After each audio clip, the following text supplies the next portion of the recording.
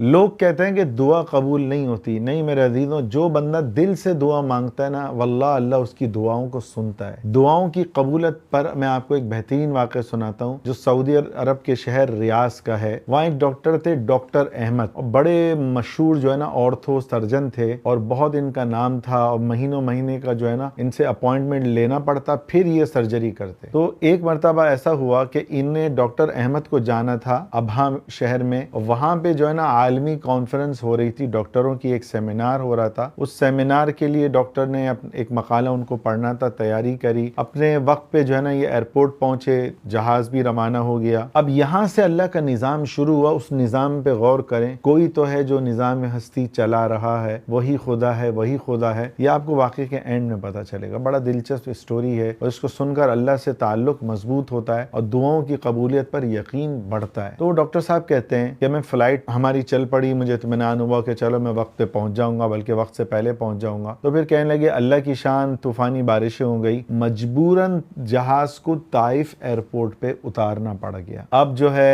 Airport lounge में गए, ऑफिसरों से बात करी कि भाई मैं इंटरनेशनल डॉक्टर हूँ, मेरा एक एक मिनट कीमती है, ये तो पूरी दुनिया से डॉक्टर आ रहे हैं, तो मुझे खास तौर पर मकाला पढ़ना है, इसके लिए मेरा जाना बहुत जरूरी है। तो उन्होंने कहा नहीं कि आबी जो जहाज जाएगा उसको 16 घंटे लगेंगे, आपको इंतजार करना पड़ेगा। दूसरी सूरत कि आप यहाँ से जो है ना गाड़ी कराएं और बजरिए गाड़ी आप 3 से 4 घंटे में अबहा आप पहुंच जाएंगे। तो कहने लगे कि मजबूरन मुझे जो है ना कैब करानी पड़ी और गाड़ी के जरिए जो है मेरी रवानगी शुरू हुई। डॉक्टर अहमद कहते हैं कि मैं ताइफ से अबहा की तरफ जो है ना मैंने सफर किया, 3 से 4 घंटे का गाड़ी में जो है फासला था। 1 घंटा सफर के बाद तूफानी बारिशें शुरू हो गई, अंधेरा छा गया। तो मुझे एक घर में लाइट नजर आई, तो मैं उस जो है रास्ते में वही वो घर पड़ता था, तो मैं उस घर गाड़ी रोकी, मैंने उस घर के बाहर। तो डॉक्टर अहमद ने जब बैल बजाई, तो बैल बजाने के बाद एक बूढ़ी औरत निकली जो लाठी के सहारे से, इतनी एजिड थी कि लाठी उसके हाथ में थी, कमर उसकी झुकी हुई थी। मैंने उसको कहा कि खाला कैसी हैं, मुझे कुछ पानी वगैरह मिल जाए और थोड़ा सा कोई खाना हो तो आप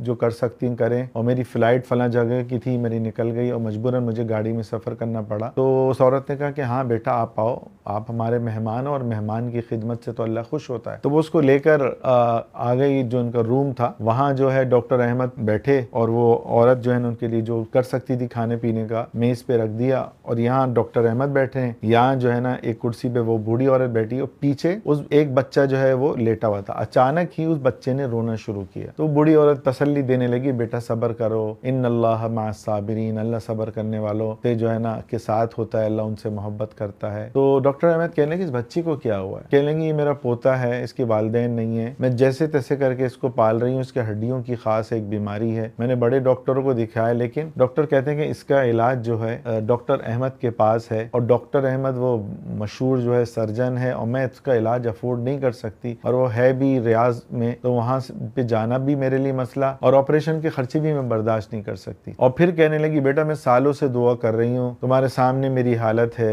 बुढ़ापा है, कभी भी मेरा बुलावा आ सकता है, मेरे जाने के बाद मैं दुआ करती हूँ कि अल्लाह इसको शिफा अता फरमा दे, किसी तरीके से डॉक्टर अहमद के पास हम चले जाएं, अल्लाह जो है उसके बंदोबस्त करवा दे पैसों का, और जो है मैं अपने सामने ही अपनी जिंदगी में इसको सही होता हुआ देख लूं। मैं अचानक चली गई तो फिर इसका कौन ख्याल रखेगा? अभी तो मैं इसका जो कर सकती हूँ खिदमत मैं कर लेती हूँ। डॉक्टर अहमद ने ये वाकया सुना तो उनकी आंखों से ज़ारो कतार आंसू निकलने लगे, रोने लगे। अम्मा कहने लगी कि बेटा क्यों रो रहे हो, क्या वजह है, तुम क्यों रो रहे हो? फिर रोते रोते डॉक्टर अहमद ने उससे कहा कि अम्मा अल्लाह बड़ा मुसब्बिबुल असबाब है और वो अपने बंदों की दुआ सुनता है। कुरान में अल्लाह फरमाता है उदऊनी अस्तजिब लकुम, मेरे बंदो तुम मुझसे मांगो मैं तुम्हें अता करूंगा। वो कहने लगे डॉक्टर अहमद के अम्मा आपके पास लाने के लिए अल्लाह ने ऐसा बड़ा निजाम चलाया कि एक जहाज जो सही था अचानक उसमें खराबी हुई और बारिशें भी तेज हो गई, तूफानी अंधेरा हो गया, जहाज को उतारना पड़ा। फिर कहने लगे मैंने जो गाड़ी कराई 3 से 4 घंटे में मैं अबहा पहुंच चुका होता, लेकिन 1 घंटा गाड़ी चली और फिर दोबारा तूफानी बारिशों के साथ साथ तेज अंधेरा आ गया कि मजबूरन मुझे आपके घर पर आना पड़ा। कहने लगे अम्मा मेरा नाम ही डॉक्टर अहमद है, अल्लाह ने मुझे यहाँ भेजा, आप टेंशन नहीं लें, ये मेरा बेटा है, मैं इसका इलाज फ्री करूंगा और इसका मैं जितना ख्याल कर सकता हूँ मैं करूंगा। मैंने आज अल्लाह की कुदरत के मंजर को देखा, आज दुआओं को मैंने कबूल होते हुए देखा कि अल्लाह एक बंदे के लिए अल्लाह कैसा निज़ाम चलाता है, उस एक बंदे की परेशानी दूर करने के लिए अल्लाह ऐसा निज़ाम चलाता है जो कोई सोच नहीं सकता। एक तैयारा लेट हुआ, एक पूरी फैमिली जो है ना जा ना सकी, आपस में रो रहे थे कि हमारी टिकटें ज़ाया हो गई और सब कुछ हुआ, और फिर थोड़ी देर बाद ही आधे घंटे पहले पता चला वो तैयारा जो है ना वो क्रैश हो गया, पहाड़ से लग के जो है वो सारे जो पैसेंजर थे वो मर गए। फिर इनको हुआ कि अल्लाह का शुक्र है, अल्लाह के हर काम में मसलियत होती है। फिर कहा आप फिक्र नहीं करें, आपके बेटे के सारे अखराजात मेरे ज़िम्मे हैं, ये आपका नहीं, आज से मेरा, आपका पोता नहीं, ये आज से मेरा बेटा, आप फिक्र नहीं करें। और फिर डॉक्टर अहमद ने अपने वादे को निभाया और उस बच्चे को जो है उसका जो है इलाज करवाया और उसको जो है एक नॉर्मल बंदे की तरह जो है चंदी महीनों में, चंदी सालों में एक नॉर्मल बंदे की तरह जो है चलने लगा। तो मेरे अजीजों, अल्लाह जो है ना दुआओं को कबूल करता है, लेकिन याद रखें दुआओं को जो है ना बाज़ औक़ात अल्लाह क्यों नहीं कबूल करते। अगर हम हदीसों का मुताला करें तो 3 से 4 असबाब पता चलते हैं। पहला क्या है,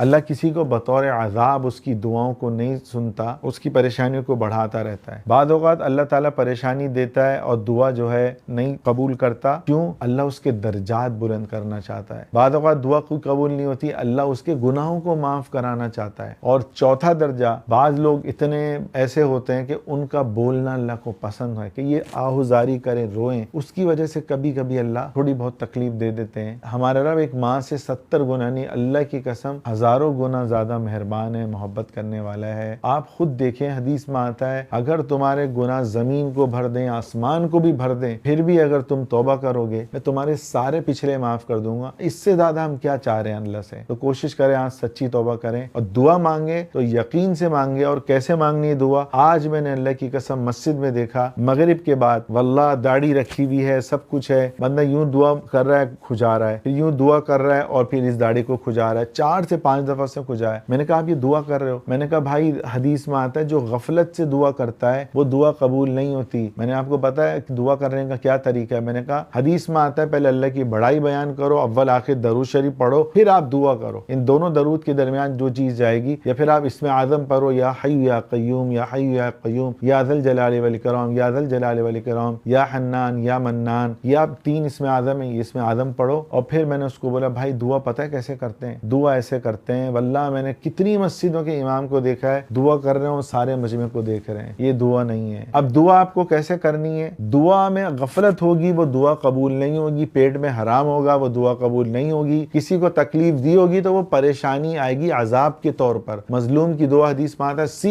सीधा आसमान पे जाती है, चाहे हदीस में आता है वो काफिर ही क्यों ना। दुआ कैसे करनी है? एक आदमी समंदर में डूब रहा है, चारों तरफ पानी पानी है, ऐसे वक्त में वो जब अल्लाह को जैसे पुकारेगा ना, ऐसे दुआ होती है। सच्चे दिल से आप दुआ करें, फिर देखें अल्लाह कैसे आपके लिए रास्ते बनाता है। कोशिश करें सदका जारिया की नीयत से हमारे इस वीडियो को ज्यादा से ज्यादा लोगों में फैलाएं, ताकि उनका अल्लाह पर ईमान, ताल्लुक, दुआओं की कबूलियत उनको महसूस हो कि अल्लाह बड़ा कदरदान है। और हमारे YouTube चैनल मौलाना अरसलान अख्तर को सब्सक्राइब करें।